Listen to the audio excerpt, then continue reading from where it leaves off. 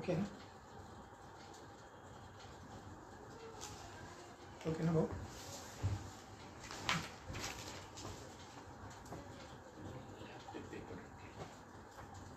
Sir मी सांगतो तुम्ही start करा. हां,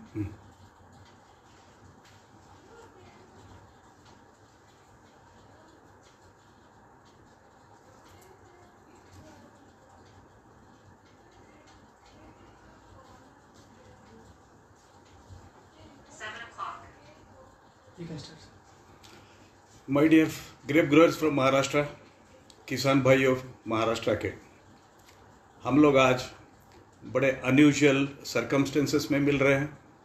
मैं हमेशा आपके सामने खड़ा होता था, आपसे बात करता था, बहुत मज़ा आता था. लेकिन आज ऐसे स्थिति में एक नया मोड लिया है कम्युनिकेशन का.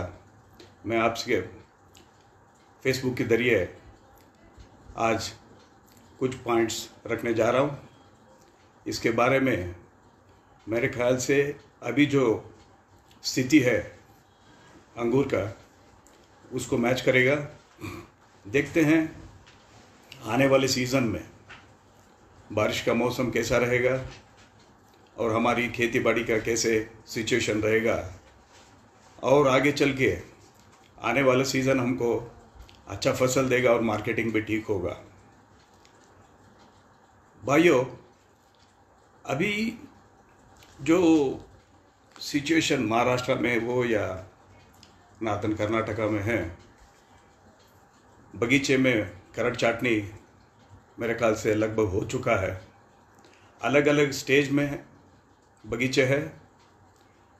मेरे को बताया गया कोई 25-30 दिन का है, कोई 40 से 50 दिन का है, और कोई 60 दिन और 70 दिन के भी बगीचे हैं.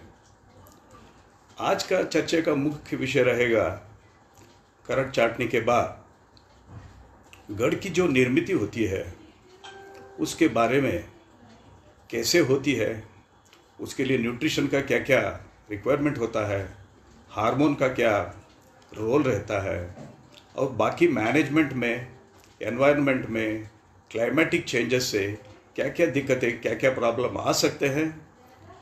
हमारे हाथ में कोई ऐसे उपाय है क्या? अगर कुछ ऐसे प्रॉब्लम आ गया तो हम उसको कैसे निभाएंगे, इसके बारे में कुछ बात करेंगे. साथियों, पहला तो ऐसा है,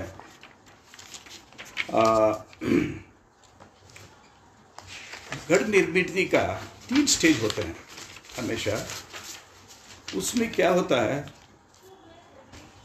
पहला तो बड ब्रेक और ग्रोथ होता है काड़ी का, और बड्स बनते हैं, पत्ते आते हैं, पत्ते फोटोसिंथेसिस काम करना चालू करते हैं, रेस्पिरेशन का भी काम चालू होता है. ये स्टेज होता है चाटनी के 30 दिन तक चलता है, और इस दौरान नाइट्रोजन की क्षमता बहुत ज़रूरी है. और ऐसा माना जाता है रिसर्च से कि जितना नाइट्रोजन की ज़रूरत है उतना वो प्लांट अपना स्टोरेज से निकालता है. पिछले सीज़न का स्टोरेज से लेके वो लगभग 30 दिन तक अपना जो कार्यक्षमता करना है वो चलाता है. फिजियोलॉजिकली, बायोकेमिकली जितना भी नाइट्रोजन की ज़रूरत है वो स्टोरेज से मिल जाता है. लेकिन आप जानते होंगे, हम लोग सब nitrogenous fertilizer, phosphatic fertilizers pruning चाटनी के टाइम देते हैं, लेकिन जितना भी हम देते हैं वो जो स्टोरेज से नाइट्रोजन जाता है, वो नत्र जाता है, उसको रिप्लेनिश करता है, उस स्टॉक को वापस देता है. इसलिए ये स्टेज है, ये जो काम है बहुत क्रिटिकल है.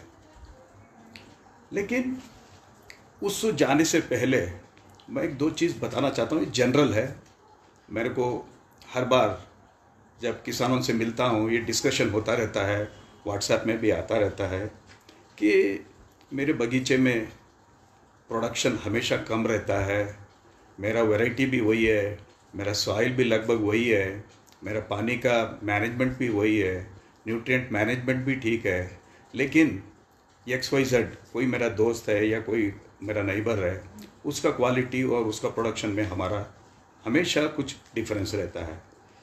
ये हमेशा एक डिस्कशन का सब्जेक्ट रहता है। इसको बोलते हैं एस्टिमेटेड यील्ड और एक्चुअल यील्ड। एस्टिमेटेड यील्ड जो होता है मीन्स हमको कितना आना चाहिए उतना कभी कभी आता नहीं है, मीन्स पोटेंशियल यील्ड। मेरा बगीचे में मेरा मैनेजमेंट, मेरा बाकी सब मैनेजमेंट से मेरे को इतना आना चाहिए, कभी कभी होता नहीं है। इसके पीछे बहुत कारण रहते हैं। लेकिन किसान क्या करता है, जिससे वो कंपेयर करता है उसका जो क्वालिटी और यील्ड से कंपेयर करता है, लेकिन मेरा और उसमें मैनेजमेंट में क्या क्या फ़र्क है वो देखता नहीं है। वो देखना बहुत ज़रूरी है, क्योंकि उससे उसको आइडिया आएगा कि मेरे में क्या प्रॉब्लम थी, मेरे सॉइल में क्या प्रॉब्लम थी, या मेरे फर्टिलाइज़र प्रोग्राम में क्या प्रॉब्लम थी, मेरा हार्मोन पीजीआर यूज़ में क्या प्रॉब्लम थी, या क्या डिफरेंसेस है, उससे मालूम पड़ता है। ये बहुत ज़रूरी है। आगे चल के मैं डिस्कशन में वो आपको बताऊंगा। लेकिन एक और है जो मैं 2-3 साल पहले MRDBS के थ्रू करना चाहता था, कि उसको बोलते हैं वाइन यार्ड एफिशिएंसी एनालिसिस। इसमें क्या होता है, बगीचे होते हैं जो हाई यील्डिंग होते हैं, कुछ बगीचे ऐसे होते हैं जो लो यील्डिंग होते हैं, और कुछ बगीचे ऐसे होते हैं जो मॉडरेट यील्डिंग होते हैं। उससे आइडिया कभी कभी मिलता है कि उसका कल्टीवेशन प्रैक्टिसेस में क्या क्या डिफरेंस है। उससे भी कभी कभी आइडिया आता है कि मेरे बगीचे में क्या प्रॉब्लम है, मेरे सॉइल में क्या प्रॉब्लम है, मेरा फर्टिलाइज़र यूज़ एफिशिएंसी में क्या डिफ़िकल्टी है। ये सब जानना बहुत ज़रूरी हो जाता है। तो ये सब इसलिए मैं कह रहा हूँ, जो गढ़ फ्रूट बट डिफ्रेंसिएशन जो बोलते हैं, गढ़ की निर्मिति जो बोलते हैं, उसके लिए सॉइल मैनेजमेंट, एनवायरनमेंट बहुत मायने रखता है, बहुत इम्पॉर्टेंट हो जाता है।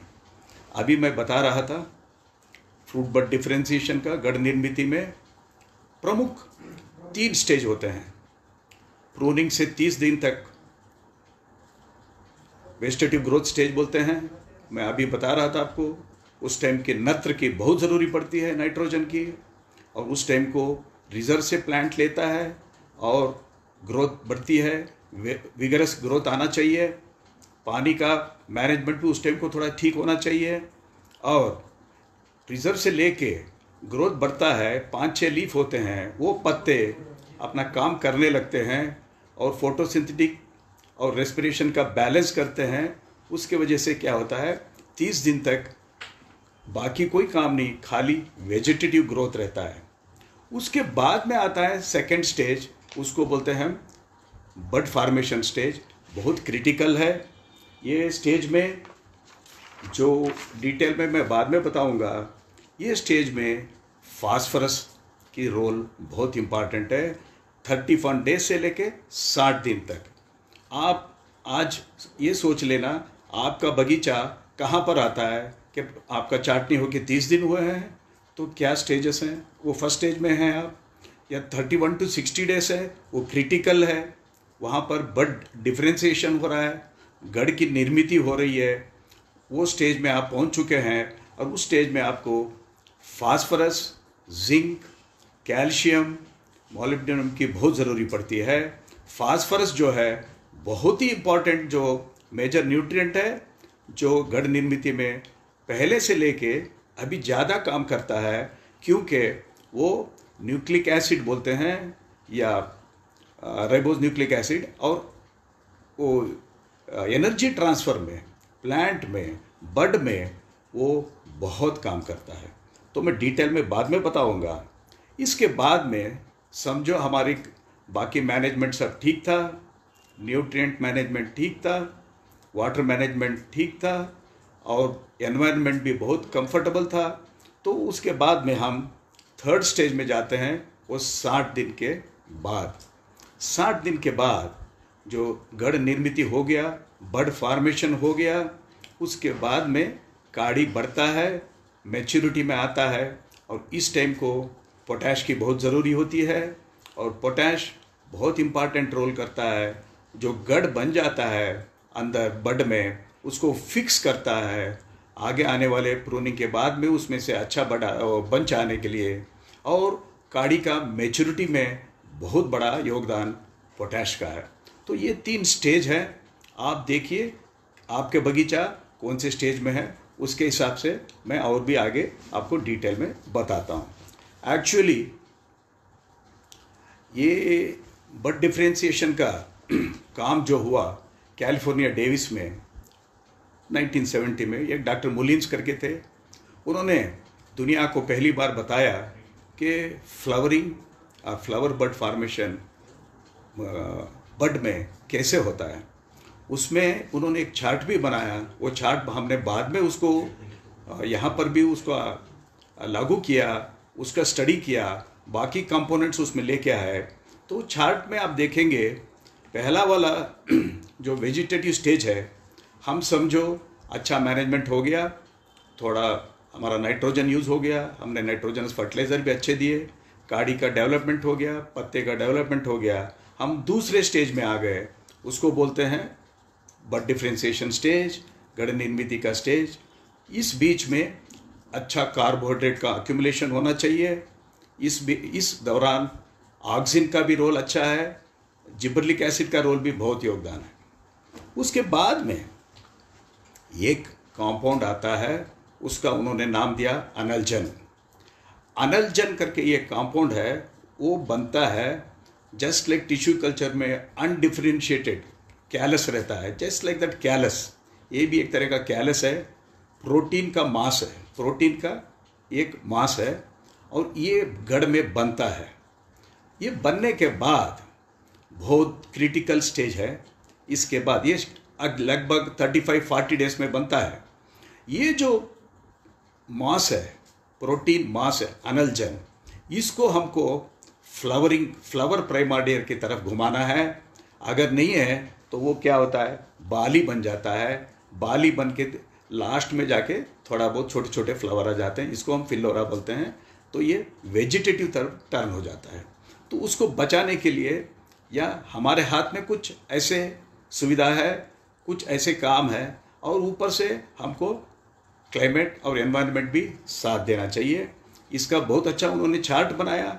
अगले बार जब मैं आपसे मिलूँगा तो वो चार्ट को एक पीपीटी के स्लाइड शो की तरह आपको दिखाऊंगा।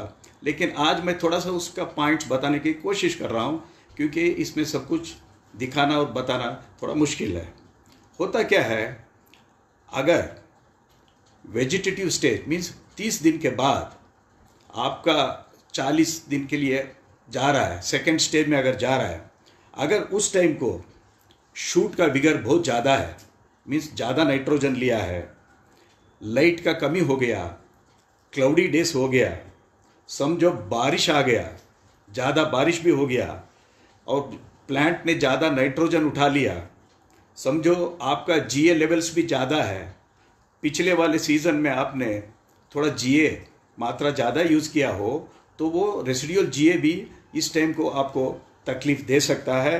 और बारिश ज़्यादा होने से सॉइल सैचुरेट होता है, फील्ड कैपेसिटी में बहुत दिन रहता है, सारे एरेशन कम हो जाता है, तो रूट्स स्ट्रेस में रहते हैं। इस टाइम को साइटोकाइनिन प्रोडक्शन बहुत कम हो जाता है। आप सब जानते हैं साइटोकाइनिन जो है बहुत इम्पॉर्टेंट है हमारी रिप्रोडक्टिव अवस्था के लिए, बट गढ़ बनने के लिए साइटोकाइनिन बहुत ज़रूरी है।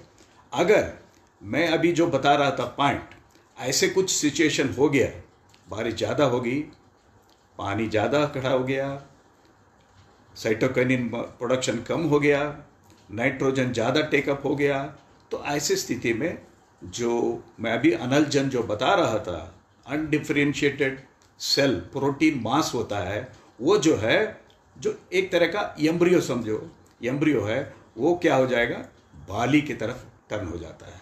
तो आपका प्रोडक्टिविटी कम हो गया। अच्छा, इसी दौरान इसी टाइम में अगर आपका सन क्लियर डेज है, शूट पिंचिंग हो गया, सबकेन किस लिए करते हैं, सो दैट जो बाकी काड़ी आता है, सबकेन आता है, वो ऊपर को जाता है, ओरिएंटेशन स्ट्रेट ऊपर रहता है।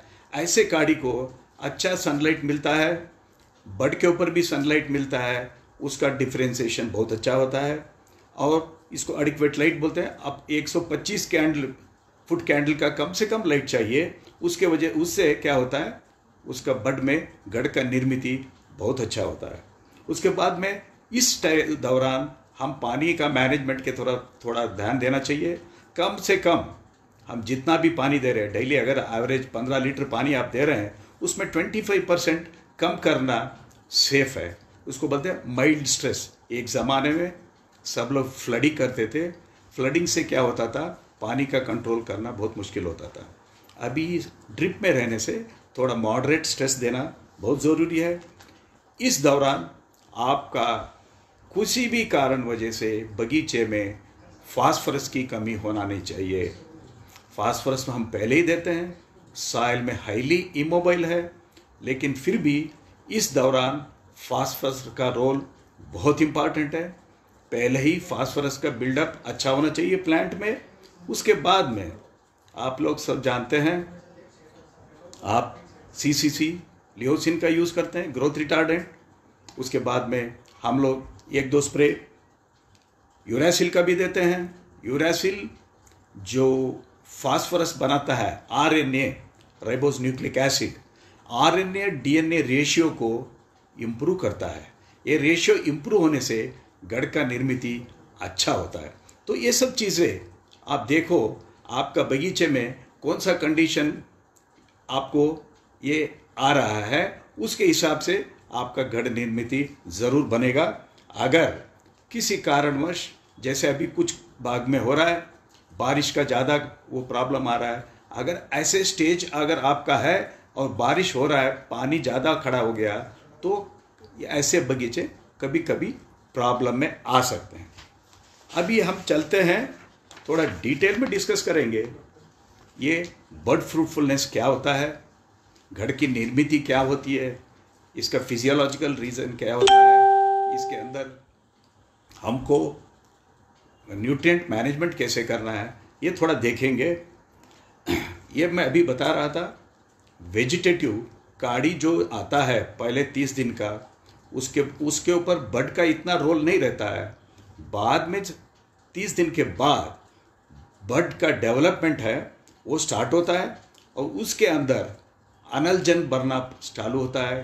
कार्बोहाइड्रेट बड में जाती है, बड में कार्बोहाइड्रेट जाने से अमीनो एसिड प्रोटीन्स बनते हैं। ये बहुत ज़रूरी है। मैं अभी बता रहा था, अगर इस टाइम को क्लाउडी डेज हो गया, बारिश ज़्यादा हो गया, तो नाइट्रोजन ज़्यादा जाता है। जितना भी nitrate to nitrate, nitrate to ammoniacal form to amino acid से प्रोटीन, ये जो साइकिल है, नाइट्रोजन ऊपर नाइट्रेट फार्म में लीफ में जाता है, ये सब जो बनता है वो पत्ते में बनता है, लीफ में बनता है। और ये जो कार्यक्रम है, ये जो रिएक्शंस है, ये सब बंद पड़ता है, ऑक्सीडेशन ज़्यादा होता है। तो ये रिडक्शन डिवीजन कम होने से, मैं पिछले बार नासिक में फरवरी में आया था, इसी साल फरवरी में आया था, 1-2 बगीचे में डिस्कशन भी हुआ। जो नेक्रोसिस बोलते हैं, वो अमेरिकल फॉर्म ऑफ नाइट्रोजन ज़्यादा होने से जो नेक्रोसिस आता है, ये बैक प्रूनिंग में भी, करट चाटने के बाद भी हमको तकलीफ दे सकता है। क्योंकि अगर ये रिएक्शन रुक गया, क्लाइमेटिक कंडीशन फेवरेबल नहीं होने से, तो क्या होता है, अमोनिकल फॉर्म ज़्यादा होने से वहीं रुक जाता रिएक्शन, और प्रोटीन और अमीनो एसिड जो चाहिए गढ़ बनने के लिए, वो नहीं बनता है। तो आपको क्लाइमेट एनवायरनमेंट के बारे में मैं बता रहा था। अभी जाके जो अनलजन जो बनता है, अनलजन जो है, मैंने बताया प्रोटीन मास है, वो कन्वर्ट हो जाएगा अगर climatic condition, nutrition condition, PGR condition ठीक है, हार्मोन कंडीशन ठीक है, तो प्राइमर्डिया, फ्लावर प्राइमर्डिया बोलते हैं, इन्फ्लोरेसेंस बनता है, उसके बाद में फ्लावर प्राइमर्डिया बन जाता है। अगर मैं बताया, अगर कुछ गड़बड़ हो गया, नाइट्रोजन ज़्यादा हो गया, पानी ज़्यादा हो गया, क्लाइमेटिक कंडीशन ठीक नहीं है, लाइट कम है, तो वो बाली बनने का, ये टेंड्रिल बोलते हैं, बाली बनता है, नहीं तो खाली शूट भी आ जाता है। तो कई बगीचे में होता है। हमारी एक्सपेक्टेड यील्ड नहीं आता है, हमारा क्या काड़ी का 40 भी रखते हुए हमको बंचेस 20-25 ही आते हैं। अभी देखिए, मैं बता रहा था role of climate condition, environment कितना इम्पॉर्टेंट है। फॉर एग्जांपल लाइट मैं बता रहा था 125 कैंडल, तो 125 फुट कैंडल रहने से क्या होता है, ये लाइट में फोटोसिंथेटिक एफिशिएंसी बढ़ती है। फोटोसिंथेटिक एफिशिएंसी बढ़ने से क्या होता है, हमारा कार्बोहाइड्रेट मेटाबॉलिज्म एकदम बढ़ता है और बर्ड को कार्बोहाइड्रेट सप्लाई बहुत ज़रूरी है। तो इसलिए अगर अभी मैं देख रहा था कुछ विभाग में, नासिक के विभाग में ओले गिरे हैं, हेलस्टॉर्म डैमेज हुआ है, ऐसे बगीचे जो अभी 20 दिन 25 दिन 30 दिन में है, अगर उनके पत्ते डैमेज हो गए तो मेरे हिसाब से ये बहुत डेंजरस सिचुएशन है, क्योंकि जितना भी फोटोसिंथेटिक एफिशिएंसी पत्तों में है वो कम हो जाता है। कार्बोहाइड्रेट सप्लाई अगर बर्ड को नहीं मिला सफिशिएंट मात्रा में तो हमको आगे चल के प्रॉब्लम आ सकता है। इसलिए हम आपको बगीचा में आपको जज करना पड़ेगा कितना डैमेज हुआ है या कितना पानी से डैमेज हुआ है। रेनफॉल का मैं बताया, बारिश इस सीज़न में कभी कभी आ जाता है, अर्ली मानसून, ये भी फिर डिपेंड करता है। फॉर एग्जांपल लाइट सॉइल है, सॉइल का डेप्थ भी है, वाटर होल्डिंग कैपेसिटी ठीक है, ड्रेनेज भी अच्छा है, तो कभी कभी ये डैमेज इतना सीरियस नहीं रहता। ऐसे प्रॉब्लम कहाँ आता है, जो हेवी सॉइल है, सोडियम और क्लोराइड कंटेंट ज़्यादा है, स्ट्रक्चरली अच्छा नहीं है, तो एग्रीगेट्स जो सॉइल एग्रीगेट्स जो है वेरी कॉम्पैक्ट है, तो पानी रूट जोन में रुक जाता है और रूट डैमेज होने की चांसेस रहती है। बाद में रिलेटिव ह्यूमिडिटी, अगर बारिश आया तो एटमॉस्फेयर में रिलेटिव ह्यूमिडिटी बढ़ जाती है। रिलेटिव ह्यूमिडिटी बढ़ने से भी वेट कंडीशन होने से हमारा घर की निर्मित में प्रॉब्लम आ सकता है। बाद में टेम्परेचर, अगर अभी कुछ ने प्रश्न भी पूछा था कि टेम्परेचर ज़्यादा होने से क्या होता है, इतना टेम्परेचर ज़्यादा होने से कोई सीरियस प्रॉब्लम नहीं आता, लेकिन अगर टेम्परेचर डाउन हो गया तो हमारा फोटोसिंथेटिक एफिशिएंसी कम हो जाता है और कार्बोहाइड्रेट सप्लाई बर्ड के लिए कम हो जाता है। उसके बाद में कैनोपी, देखिए कैनोपी मैनेजमेंट बहुत इंपॉर्टेंट है। इसके ऊपर हर एक रिसर्च वर्कर ध्यान देते हैं कि ओरिएंटेशन ऑफ द शूट अगर वर्टिकल रहा सबकेन के बाद और हमारी लाइट पेनिट्रेशन अच्छा है तो आधा प्रॉब्लम सॉल्व हो जाता है। Basically most of the garden में क्या होता है, लाइट इंटरसेप्शन कम होने से 40 डेज के बाद गढ़ की निर्मित में प्रॉब्लम आता है। तो शूट विगर अगर बहुत ही ज़्यादा है, नाइट्रोजन पहले 30 डेज में ज़्यादा होने से गढ़ की निर्मित में कुछ डिले हो सकता है। 45 दिन में बनने का फ्रूट बर्ड वो जाके 50 और 55 डेज में बनता है, लेकिन इतना सीरियस प्रॉब्लम नहीं रहता है।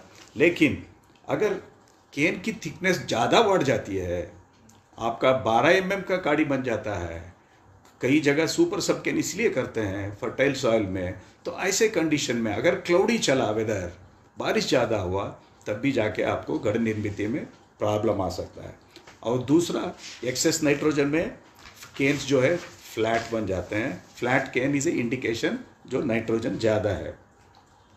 कई जगह में डिस्कशन होता है सब केन करना चाहिए नहीं करना चाहिए, ये अपना अपना गार्डन का ऊपर निर्भर करता है, आपके मैनेजमेंट के ऊपर निर्भर करता है और आपका सॉइल की फर्टिलिटी स्टेटस के ऊपर निर्भर करता है। अगर आपका विगर अच्छा है 30 दिन में केन्स के, तो आप ज़रूर सब केन करिए, उसका बहुत यूजफुल रहता है।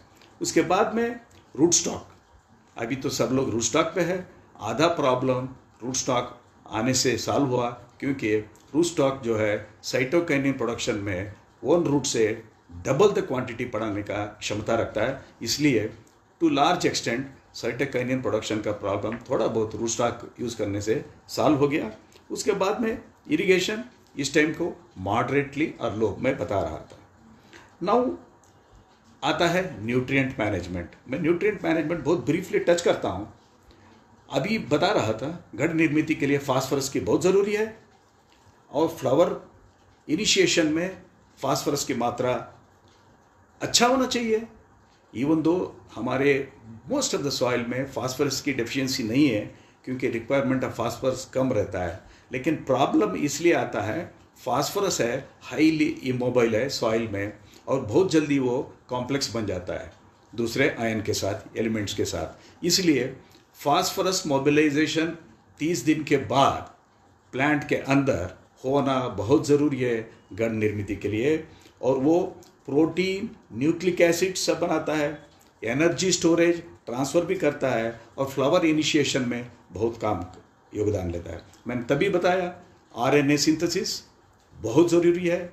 अगर आरएनए का मात्रा डीएनए के मात्रा से ज़्यादा होता है तब हमारी गण निर्मित बहुत अच्छा बनता है। उसमें फास्फोरस, जिंक का बहुत बड़ा योगदान है। आगे चल के नाइट्रोजन, देखिए बाई चांस मैं बता रहा था 30 दिन के बाद भी गलती से आपने नाइट्रोजन दिया या आपका ऑर्गेनिक मैटर कंटेंट इतना ज़्यादा है सॉइल में, बार बार नाइट्रोजन रिलीज होता रहता है और आपने ऑलरेडी डोसेज ज़्यादा दे दिया, ऐसे मौके पे क्या होता है कि वो प्रोलॉन्ग हो सकता है, डिले हो सकता है गढ़ की निर्मित में, लेकिन बंद नहीं होता। अगर आप ज़्यादा देंगे तो उसमें थोड़ा सा प्रॉब्लम आ सकता है, क्योंकि न्यूक्लिक एसिड्स, प्रोटीन्स, ये सब अनलजन बनने के बाद बहुत ज़रूरी है। तो 30-45 डेज के बाद नाइट्रोजन एप्लीकेशन बिल्कुल करना नहीं चाहिए जिस बगीच में ऐसे गढ़ निर्मित का प्रॉब्लम है। लास्ट आयन आता है, काड़ी गढ़ बन गया, बड में अच्छा प्लम्पी बड आ गया, काड़ी के अंदर 45-50 डेज 60 डेज में, उसके बाद रोल आता है पोटैश का। अब देखिए जितने NPK है वो उसी ऑर्डर में आ रहा है, 1 to 30 days nitrogen, 30 to 60 days phosphorus, 60 days के बाद पोटैश का रोल आता है। पोटैश क्या होता है, जो गढ़ बन गया बड के अंदर उसको फिक्स करता है, वो उसको अबार्ट होने में या कोई कन्वर्ट होने में देता नहीं है। उसको पोटैश उसको फिक्स करता है बड के अंदर, बड को प्लम्पी बनाता है और केन को मैच्योर करता है, ब्राउन केन बन जाते हैं। और इस टाइम को हम लोग 10 ppm कभी कभी 6 BA देते हैं, वो दैट मीन साइटोकाइनिन। उसके टाइम यूरासिल भी देते हैं, यूरासिल आरएनए मात्रा को बढ़ाता है, आरएनए डीएनए रेशियो को फेवरेबल करता है। इस टाइम को अगर जीए का मात्रा ज़्यादा है तो फ्रूट सीजन में केन का थोड़ा प्रॉब्लम आ सकता है, अनफ्रूटफुल बनने का चांसेस रहता है नेक्स्ट सीजन में। Leucine CCC definitely vegetative growth को चेक करेगा, ग्रोथ रिटार्डेंट है, उससे भी हमारा गढ़ की निर्मित में अच्छा रहता है। अल्टीमेटली उसका रोल ये है कि वो विगर को कम करता है। लास्ट में रूट स्टॉक, मैंने ऑलरेडी बताया, साइटोकाइनिन प्रोडक्शन में बहुत बड़ा योगदान है उसका, डबल द क्वांटिटी वो बड़ा साइटोकाइनिन बनाता है। ये आज का इम्पॉर्टेंट टॉपिक था, लेकिन मैं एक और 2-3 स्मॉल पॉइंट्स 1-2 मिनट में आपको बताना चाहता हूँ। पहले आप गढ़ निर्मित हो, आपका क्वालिटी के बारे में हो या यील्ड के बारे में हो, काड़ी का डेवलपमेंट के बारे में, सब कुछ करने के पहले आप अपना सॉइल को थोड़ा बहुत केयरफुली, बहुत डिटेल में चेक करिए। आपको मालूम होना चाहिए कि मेरा सॉइल का क्या कंडीशन है, मेरा सॉइल का फर्टिलिटी स्टेटस क्या है, ये बहुत ज़रूरी है। इसमें सबसे बड़ा इम्पॉर्टेंट रोल है pH का। सॉइल pH इसलिए इम्पॉर्टेंट हो जाता है, pH के ऊपर ही हमारा पूरा न्यूट्रिएंट मैनेजमेंट में निर्भर रहता है। आप जानते होंगे, कई बार मैंने दिखाया आपको, स्लाइड्स में भी दिखाया कि न्यूट्रल pH जो 7 है, उसके नीचे जब एसिडिक pH होते हैं, एसिडिटी बोलते हैं 5.5, most of the nutrient NPK, CA, Mg, sulphur, calcium, micronutrient सब के सब अच्छा अवेलेबल होते हैं बिटवीन 5.5 and 7 pH। अगर उससे भी नीचे रहा कुछ अपटेक में प्रॉब्लम आता है, लाइक फास्फोरस। अगर आपका pH 7 से आगे है, तो विच इज़ आज नासिक में सब जगह कॉमन है, वो 8.5 तक ठीक है। 8.5 से आगे most of the major nutrients like nitrogen, phosphorus, potash, सबका अपटेक कम हो जाता है। इट इज़ बिलीव्ड कि जितना सॉइल में न्यूट्रिएंट्स है उसमें प्लांट ज़्यादा से ज़्यादा 1% कभी कभी उठाता है इन द नाइट्रोजन, वो पूल, सॉइल पूल में, न्यूट्रिएंट पूल से। तो इसलिए हमको न्यूट्रिएंट मैनेजमेंट के बारे में ध्यान देना बहुत ज़रूरी है। उसमें कंपोनेंट आता है pH का, लेकिन it is very dynamic, nitrogen is very dynamic. Phosphorus का तो अच्छा है, ठीक है, मिल जाता है आपको, लेकिन एसिडिक सॉइल में फास्फोरस की डेफिशिएंसी आती है। आपके सॉइल में फास्फोरस की डेफिशिएंसी वेरी वेरी रेयर आता नहीं है। अगर आता भी है, इट इज़ नॉट बिकॉज अगर फास्फोरस सॉइल में कम है, वो सॉइल में अनअवेलेबल फॉर्म में कॉम्प्लेक्स बन जाते हैं, इसलिए आपको मिलता नहीं है, आपके प्लांट को नहीं मिलता है। और एक्सेस मॉइस्चर का, पिछले बार जब मैं नासिक में आया था तो उस टाइम पे डिस्कशन हुआ था कि बारिश आ गया था फरवरी में, तो नेक्रोसिस का मात्रा बढ़ गया था, तो उसको डिस्कशन काफ़ी हुआ था कि नेक्रोसिस ज़्यादा आ गया था। ये हमेशा होता है, अमोनिकल कल्प्रिट अमोनिया है, अमोनिकल फार्म है। Nitrogen oxidation, nitrate to nitrate में अभी बता रहा था, वो ऑक्सीडेशन प्रोसेस रुक जाता है। मॉलिब्डेनम बहुत बड़ा इम्पॉर्टेंट रोल प्ले करता है यहाँ पर, और मॉलिब्डेनम कम होने से ये जो एंजाइम्स चाहिए, नाइट्रेट रिडक्टेज बोलते हैं, वो एंजाइम का एक्टिविटी कम होने से अमोनिकल फार्म में रुक जाता है। अमोनिकल फार्म ज़्यादा होने से हमारा हमेशा नेक्रोसिस का प्रॉब्लम आता है। ये फास्फोरस अब्जॉर्प्शन भी कम हो जाता है। एक्चुअली देखे जाए, मैं कई बार आपको बताया, अगर बारिश के दिन में सॉइल अगर सैचुरेट हो गया, रूट डैमेज होता है, तो पहला अब्जॉर्प्शन में प्रॉब्लम आता है फास्फोरस का, उसके बाद में मैग्नीशियम का, उसके बाद में कैल्शियम का, सबसे लास्ट जो आता है नाइट्रोजन का। अगर नाइट्रोजन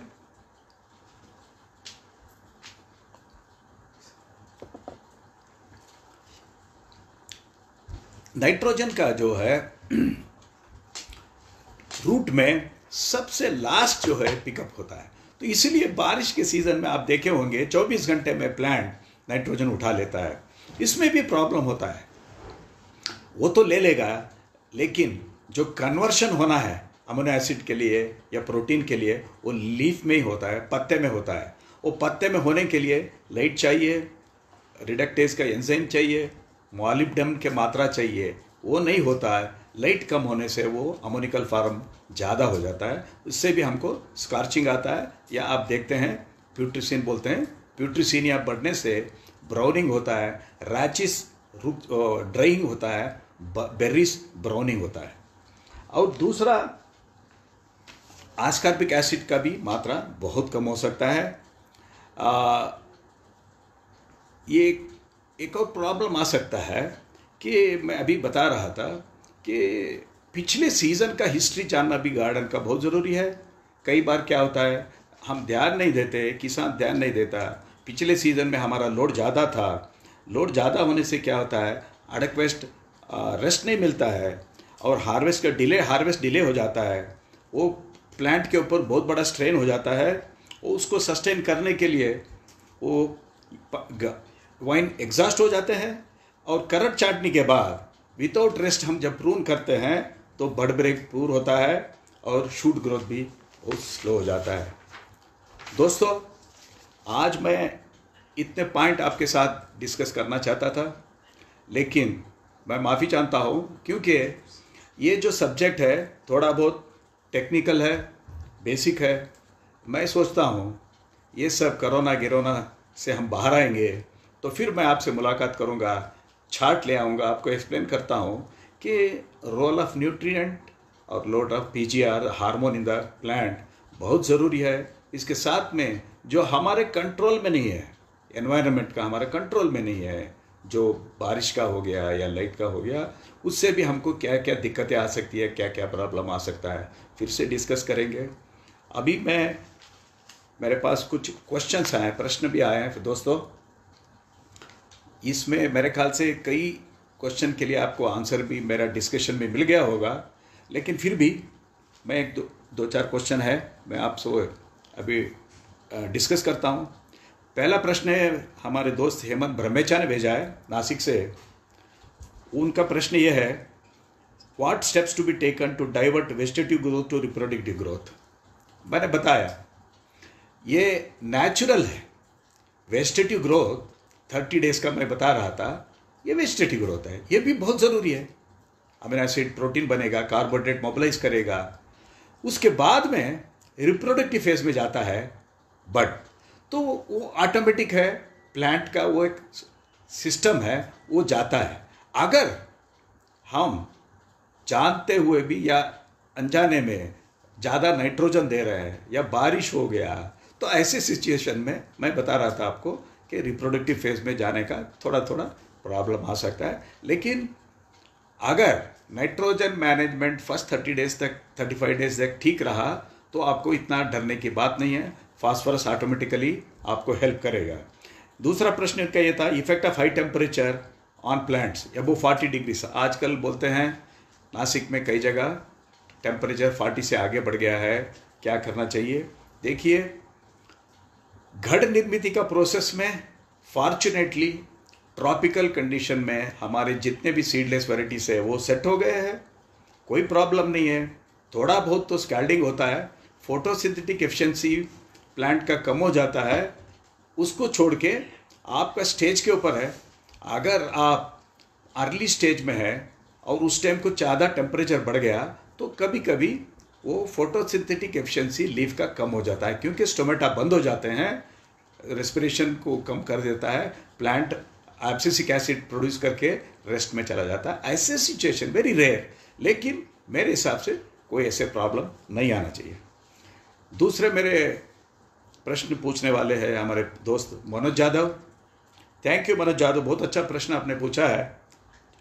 4 है मेरे ख्याल से, 3-4 प्रश्न आपने पूछा है फंडामेंटल क्वेश्चंस, उसमें 2-4 बहुत इंपॉर्टेंट है, मैं सब लोगों को किसान के इंफॉर्मेशन के लिए बताना चाहता हूँ।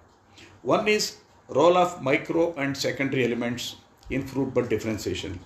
मैं बता चुका हूँ ऑलरेडी। इसके लिए रोल ऑफ जिंक, बोरान और कैल्शियम, क्योंकि जो अनडिफरेंशिएटेड सेल मास होता है, प्रोटीन मास होता है, जो मैं अनालजन बोल रहा था, उसको बाद में सेल के रूप में जो फ्रूट बट डिफरेंस होता है, इन्फ्लोरेसेंस प्राइमार्डिया बनता है, वो प्राइमार्डिया का सेल को अच्छा टफ करने के लिए, अच्छा फिक्स करने के लिए कैल्शियम की ज़रूरत है। आपने ये भी पूछा है कि हम जिंका बोर और कैल्शियम दे सकते हैं क्या? ज़रूर दे सकते हैं, इसमें कोई शक नहीं है। दूसरा प्रश्न आपका था यूरासिल 6BA, ये अगर माइक्रोन्यूट्रिएंट इसको रिप्लेस कर सकता है क्या? इनका रोल अलग अलग है, थोड़ा बहुत लिंक होता है nucleic acid, ribose nucleic acid से, लेकिन यूरासिल और 6BA का टोटली डिफरेंट रोल है। माइक्रोन्यूट्रिएंट दूसरा रोल करता है। आप यूरासिल और 6BA अलग से दे सकते हैं, कोई प्रॉब्लम नहीं है। हम कितने साल से दे रहे हैं। अब आ रहा है सबसे इम्पॉर्टेंट क्वेश्चन, मेरे को शॉक हुआ, मैं देख रहा हूँ आजकल कई ग्रुप में डिस्कशन हो रहा है, यूज़ ऑफ कल्टार पैक्लोबुटराजोल। भाइयों, ये बहुत बड़ा गलती कर रहे हैं आप लोग। पता नहीं इसके पीछे कौन कंपनी वाले हैं या कोई कौन लोग हैं। आप आज भी गूगल करके लिटरेचर चेक करिए, आज को 40 साल से पैक्लोबुटराजोल यूज़ हो रहा है मैंगो में, एवोकाडो में, कोई लीची में, बाहर के कंट्री में जहाँ प्रूनिंग के लिए प्रॉब्लम है, फ्लावरिंग इंडक्शन के लिए पैक्लोबुटराजोल यूज़ कर रहे हैं। This is a very very potent growth retardant है। इसको आज तक कोई सकुलेंट में या ग्रेप में यूज़ नहीं किया। इसका रीज़न ये है, ये जिबरलिन सिंथेसिस को बंद करता है। ये एंटी जिबरलिक एसिड कंपाउंड है। उससे भी ज़्यादा क्या है, आपको पता होगा, मैंने 1-2 बार बताया है नासिक में कि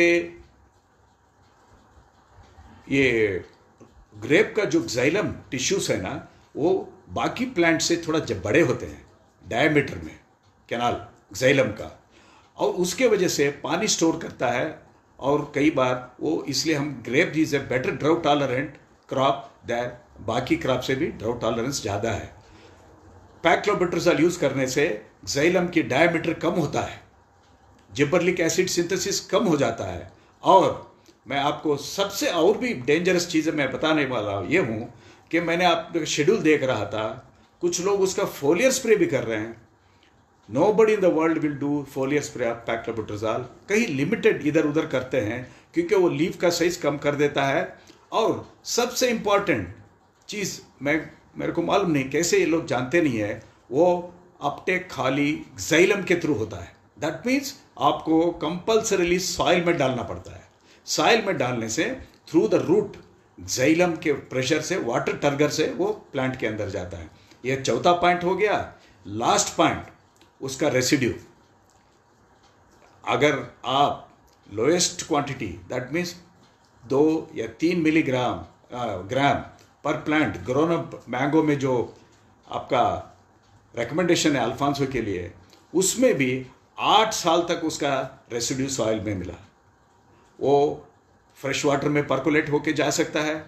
कोई रिपोर्ट है वो कार्सिनोजेनिक भी है। तो उसका रेसिड्यू मेरे को मालूम नहीं अंगूर में कितना होने वाला है। एपिडा का रिपोर्ट है मैंगो में 0.01 मिलीग्राम पर ग्राम प्लांट।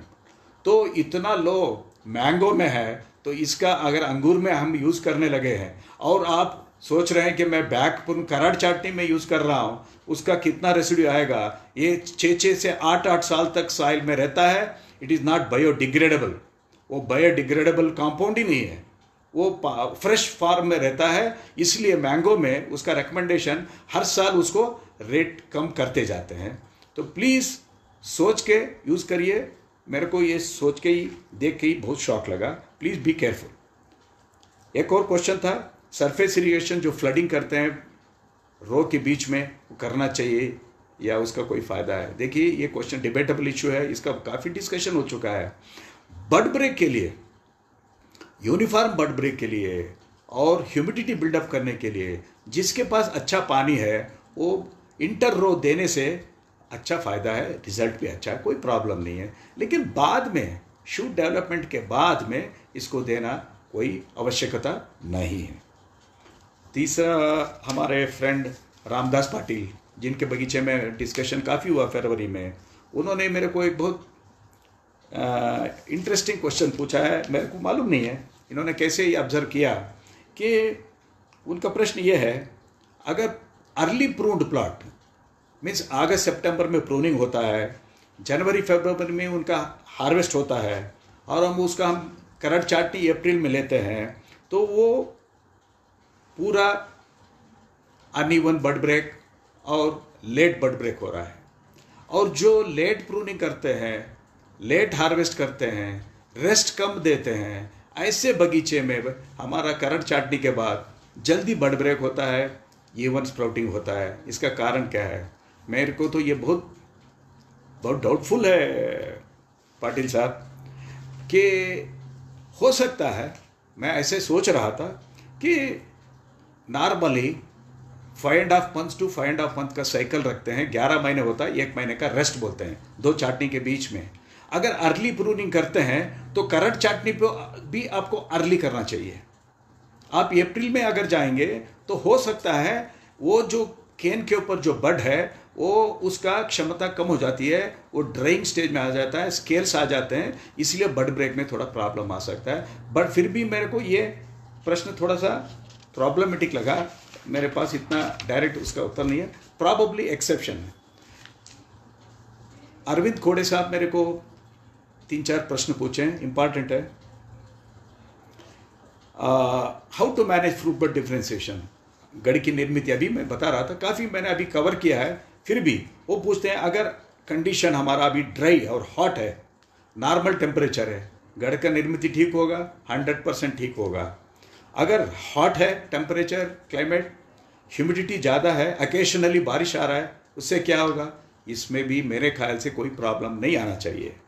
तीसरा है कंटिन्यूस क्लाउडी है, ह्यूमिडिटी ज़्यादा है, लेट प्रूनिंग प्लॉट है, डेफिनेटली इसमें प्रॉब्लम आ सकता है। मैंने बता दिया ऑलरेडी आपको क्यों ये प्रॉब्लम आ सकता है। और चौथा है hello storm damage. Hello storm damage physical damage, उससे आपका स्टेज के ऊपर रहता है। अर्ली स्टेज में हुआ तो काड़ी टूटने का डर रहता है।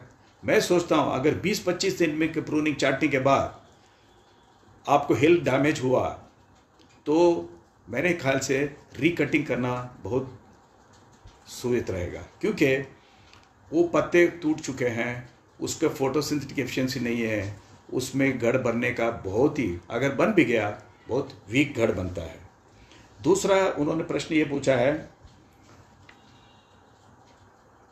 Which primary nutrients helps fruit differentiation. मैंने ऑलरेडी बता दिया, स्टेज के ऊपर है। नाइट्रोजन की बहुत ज़रूरी है फंडामेंटली, उसके बाद में फास्फोरस की ज़रूरत है, उसके बाद में लास्ट में पोटैश की ज़रूरत है। इस बीच में जिंक, कैल्शियम, इनकी भी ज़रूरत पड़ती है। लास्ट में जाके उन्होंने पूछा इसके डोसेज, मैं डोसेज नहीं बताऊंगा क्योंकि हर एक गार्डन का वेरिएशन होता है। आपका सॉइल का रिपोर्ट, आपका पीटीओल एनालिसिस का रिपोर्ट, बाकी का हिस्ट्री आपके साथ है तो मैं ज़रूर बता सकता हूँ। उन्होंने ये भी पूछा हम बारिश के दिनों में बोर्डो मिक्सचर स्टार्ट कर सकते हैं क्या? When to start? डेफिनेटली कर सकते हैं, ऐसे कोई प्रॉब्लम नहीं है। आप जानते हैं कई बार हमने डिस्कस भी किया है, आपके कॉन्ट्रैक्ट थ्योरी में भी वो आया है। लेकिन बाई एंड लार्ज कॉपर जो डिपॉजिट होता है वो यंग लीफ में नहीं होना चाहिए। लीफ मैच्योर होने के बाद हम कॉपर बोर्डो स्टार्ट करते हैं, सेफ है, कोई प्रॉब्लम नहीं। 1% बोर्डो हम 3-4 महीने के बाद मैच्योर होने के बाद गाड़ी स्टार्ट करते हैं, बारिश हो ना हो तब भी। डिफरेंस बिटवीन डॉगरिज and in plastic bag and trace आजकल आ रहे हैं, आपने नाम भी दिया है दुर्गा नर्सरी जो बीजापुर से कुछ लोगों ने मंगवाया, नासिक विभाग में प्लांटिंग किया। वो प्रो ट्रे में छोटे छोटे डॉगरिज आते हैं, उनका रूटिंग भी अच्छा है। मेरे हिसाब से उसमें कोई डिफरेंस नहीं है, मैंने वो नर्सरी देख चुका हूँ। उसमें क्या है, उन्होंने मैच्योर इमेच्योर काड़ी लेके डॉगरिज का इमेच्योर काड़ी से उन्होंने मल्टीप्लाई किया है। वो प्रो ट्रे में अच्छा सबस्ट्रेट डाल के कोकोपीट का बहुत बढ़िया है, उसमें कोई डिफरेंस नहीं है। हाँ, उसको और मैच्योर काड़ी का जो 5-6 महीने के बाद जो प्लांटिंग आप करते हैं, ये डिफरेंस इतना आ सकता है, ये शायद थोड़ा 1-2 महीने ज़्यादा लेगा ग्राफ्टेबल स्टेज आने के लिए। उन्होंने ये भी पूछा है इन सिटू ग्राफ्टिंग और ग्राफ्टेड प्लांट में, आप इसका भी डिस्कशन कई बार हो चुके हैं। बाहर के कंट्री में सब जगह ग्राफ्टेड प्लांट यूज़ करते हैं, उसमें कोई प्रॉब्लम नहीं है, ग्राफ्टेड प्लांट भी आप कर सकते हो। लेकिन अभी बेंच ग्राफ्ट के आने लगे हैं, इतना कोई डिफरेंस नहीं आना चाहिए। इन सिटू ग्राफ्टिंग का उसका भी एडवांटेजेस है, रूट सिस्टम अच्छा डेवलप होता है, उसके बाद में हम ग्राफ्टिंग करते हैं। हाँ, गैप, फील्ड गैप आ सकते हैं, उसका प्रॉब्लम रहता है, लेकिन आप बेंच ग्राफ्ट अच्छे मिल गए, प्लांटिंग कर सकते हैं। उन्होंने ये भी पूछा है कौन से सीज़न में प्लांट करना चाहिए ग्राफ्टेड प्लांट। आपको सितंबर अक्टूबर करना बहुत बेटर रहेगा, क्योंकि आपको अगले अप्रैल तक आपका वो वलंडा बन जाता है और अक्टूबर में फर्स्ट क्रॉपिंग के लिए आप प्रून कर सकते हैं। 2 प्रश्न आए हैं, दोनों एक ही टाइप के हैं। ये निरंजन माड़ी और अभिजीत पाटिल, ये पल्लूस तासगांव साइड में है। इनका ये प्रश्न ये है, मेरे ख्याल से इस विभाग में, मैं जानता हूँ मणिराजुरी, पलूस, इस विभाग में थोड़ा प्रूनिंग लेट करके क्रॉप हार्वेस्ट लेट करते हैं।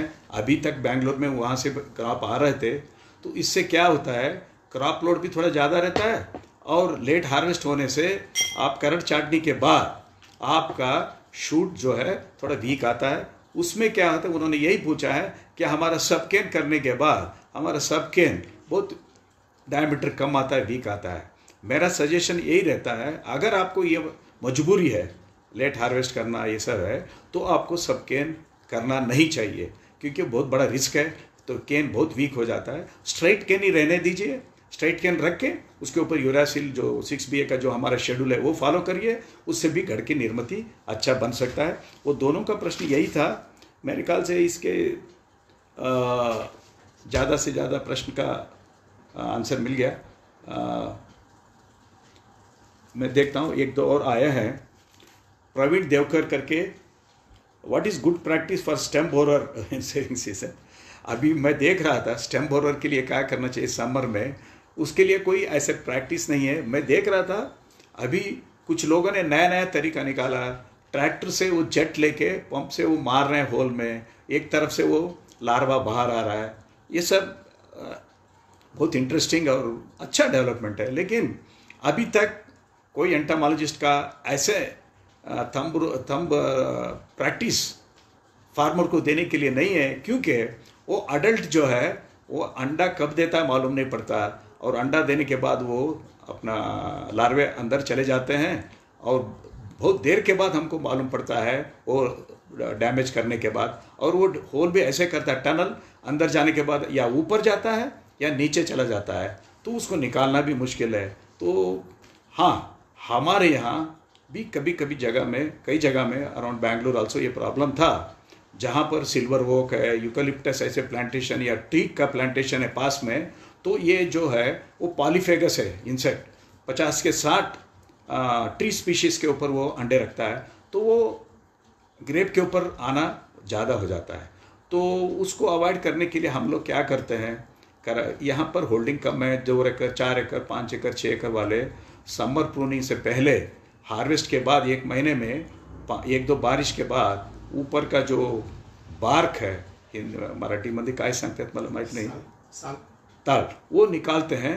वो निकालने के बाद हम लोग वाइट बोर्डो का एक पेस्ट ले लेते हैं, उसमें थोड़ा इंसेक्टिसाइड नुवान जैसे डाल देते हैं। उससे क्या होता है, वो अंडा रखने के लिए आता है ना, उसको रिपेलेंट हो जाता है, वो अंडा रखता नहीं है। This is one of the best management practice, क्योंकि केमिकल कंट्रोल बहुत ही डिफिकल्ट है। वो उसका अंदर जाके उसको मारना, फ्यूमिगेंट एक्शन करना पड़ेगा। उसके वजह से ये कंट्रोल करना बोरर का बहुत चैलेंजिंग टास्क है। और कोई प्रश्न है? वाटर मैनेजमेंट आफ्टर सबकेन, एक और है वैभव ढोकले पाटिल साहब, वाटर मैनेजमेंट आफ्टर सबकेन। सबकेन के बाद मैं बता रहा था, ऑलरेडी बताया आपको, पहले 30 दिन तक इतना कोई प्रॉब्लम नहीं रहता है। बारिश भी आ गया हो या नाइट्रोजन भी ज़्यादा हो गया, कोई सीरियस प्रॉब्लम नहीं रहता, क्योंकि हमको रैंक वेजिटेटिव ग्रोथ चाहिए, अच्छा ग्रोथ चाहिए, अच्छे लीफ चाहिए। लेकिन 35 डेज से 60 डेज है ना, वो क्रिटिकल है, घड़ की निर्मित होती है। हमेशा आप ये ध्यान में रखिए, पानी का स्ट्रेस देने से प्लांट के अंदर एक सिग्नल जाता है कि स्ट्रेस आने वाला है, और स्ट्रेस आने से क्या होता है, वो रिप्रोडक्टिव साइकिल की तरफ इमीडिएटली ध्यान देता है और गढ़ की निर्मित की तरफ निकल जाता है। तो इसलिए थोड़ा 20 to 25% पानी उस टाइम को थोड़ा कम करना बेटर रहता है। एक बार आपका गढ़ की निर्मित हो गई 45-50 डेज के बाद, आप अपना रेगुलर शेड्यूल स्टार्ट कर सकते हैं, कोई प्रॉब्लम हो गया। दोस्तों, मेरे आज आपके साथ इस बात करने के लिए ये मंच, प्लेटफॉर्म एग्रीसर्च वालों ने दिया, मैं उनका धन्यवाद करता हूँ। ज़्यादा से ज़्यादा ऐसे मीटिंग हो, आपसे मैं बात करता रहूँगा। अगर इसके बाद में, मैं जानता हूँ कई चीज़ें मैं क्लियरली बता नहीं पाऊँगा, क्योंकि इसमें 1-to-1 नहीं है, मोनोलॉग है, मैं बोल रहा हूँ, आपको मैं देख नहीं सकता, आप बोल नहीं सकते। इसलिए आप अपने पर जो भी क्वेश्चंस है, आप जो एग्रीसर्च के लिंक उसको वहाँ भी भेज सकते हैं, या मेरा नंबर है आपके पास, या कोई दाक्षा पंट्री जैसे बहुत सारे व्हाट्सएप ग्रुप्स है, वहाँ भी भेजिए, वहाँ भी मैं आपका क्लैरिफाई करने की कोशिश करता हूँ। लेकिन ये जो है, ये जो एक्सपेरिमेंट समझो एक तरह से ऑनलाइन जाना, ये पहला हमारा एक ट्रायल है। अगर ये सक्सेस हुआ, आप चाहते हैं तो बाद में एक टॉपिक लेके ऐसे आपसे हम मिलते रहेंगे। धन्यवाद, थैंक यू वेरी मच।